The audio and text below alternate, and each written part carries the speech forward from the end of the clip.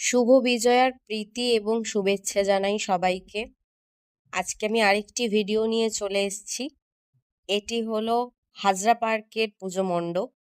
এই মণ্ডপের বিশেষত হলো, আমরা যখন প্রথম মণ্ডপের বাইরের থেকে যখন ভেতরে ঢুকি, প্রথমে চোখে যেটা পড়েছিল সেটা হচ্ছে এই মোনালিসা পেন্টিং। ভীষণ জনপ্রিয় একটি পেন্টিং আর কি।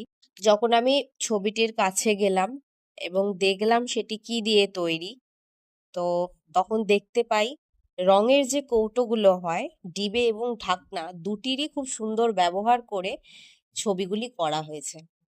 এবং যখন মণ্ডপের ভেতরে ঢুকি, তখন দুর্গা প্রতিমাকে দেখে তো যেন চোখই সরছিল না, এত সুন্দর প্রতিমা, মানে বলে বোঝাতে পারবো না। আরেকটি জিনিস হলো যে সেখানে লক্ষ্মী, সরস্বতী, কার্তিক, গণেশ প্রত্যেকে কিছু না কিছু রং করছে। মানে এই পুজো মণ্ডপের থিমটা কিন্তু রং রিলেটেড। যেমন লক্ষ্মী প্যাঁচাকে রং করছে, সরস্বতী সুন্দর করে আলপনা দিচ্ছে।